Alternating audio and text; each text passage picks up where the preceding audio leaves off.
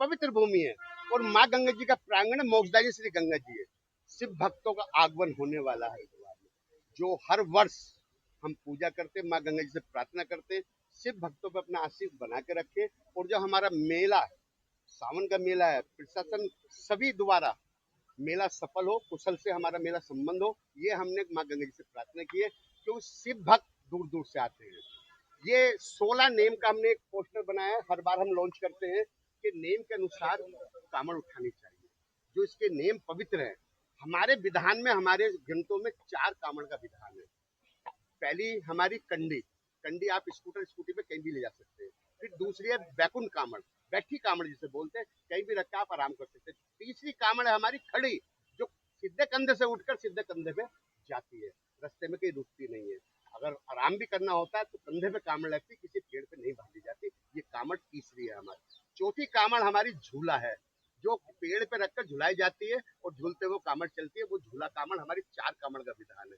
जो आज हम देखते हुए आ रहे हैं, धर्म से हटके कुछ लोग अपने शरीर को कष्ट देकर भजनी कामड़ ले जा रहे हैं, ये हमारे ग्रंथों में नहीं है।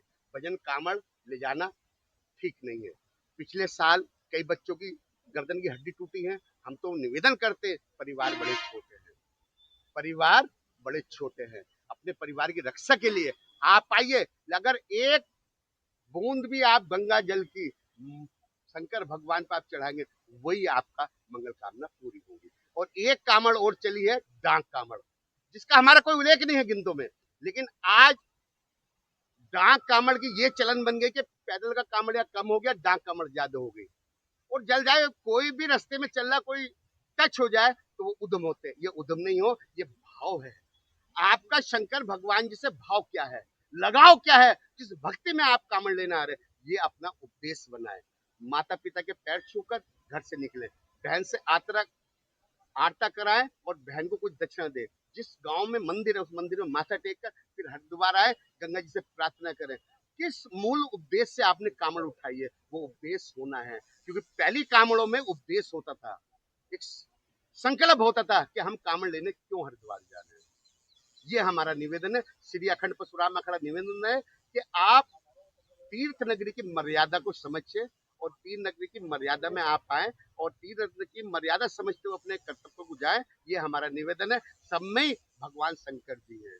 हर हर नमः पार्वती पदे, हर हर महादेव। नारायण, जय माई की। देखिए, कावड़ के नियम तो 4 ही कावड़ बताई गई हैं। मेरा शास्त्रों के अनुसार और मेरा अपना मानना है कि जिसके माता पिता जिंदा हो तो उन्हें कावड़ लेके ही नहीं जाना चाहिए, क्योंकि उनकी कावड़ तो उनके घर है। जो अपने माता पिता को यहाँ आकर के स्नान करा देते हैं तो उनकी कावड़ से ज्यादा उनको महत्व मिलता है, उसके ज्यादा उनको उसका फल प्राप्त होगा। दूसरा नंबर, जो 4 कावड़ों का विधान है, उसी के विधान से कावड़ अगर कोई लेके जाता है तो अच्छा होता है।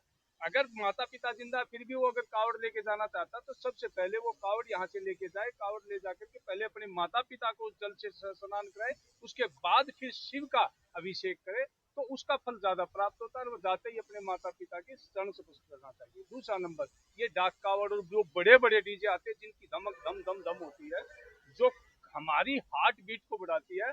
हमारी किसी आस्था से, किसी की आस्था से खिलवाड़ नहीं है, ना हम किसी की आस्था को ठेस पहुंचाना चाहते हैं। हम सिर्फ ये संदेश देना चाहते हैं, जो बड़े डीजे हैं वो नहीं आने चाहिए।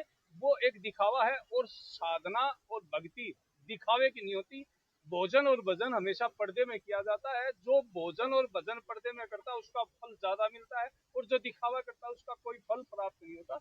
ये जो डीजे का जो पैसा वो व्यर्थ खराब करते हैं, वो किसी गरीब की कन्या की शादी में या किसी गरीब को भोजन कराते हैं, उसका ज्यादा फल मिलेगा। इन डीजों से लोगों की मृत्यु होती है। पहले पिछले साल भी हमने देखा था कि 85 लोग उसकी है ना हार्ट बीट बढ़ने के कारण अटैक आकर के वो लोग मरे, तो वो पाप के दोषी हैं, क्योंकि उस डीजे के कारण उनकी हार्ट बीट बढ़ी और डीजे के कारण हार्ट बीट बढ़ने के हार्ट अटैक हुआ और वो मरे, जिनका घर से एक मनुष्य का मतलब कि। लेकिन आप ऐसा अगर पाप करते तो कावड़ ले जाने का कोई भी विधान नहीं है। ऐसी कार्य ना करें।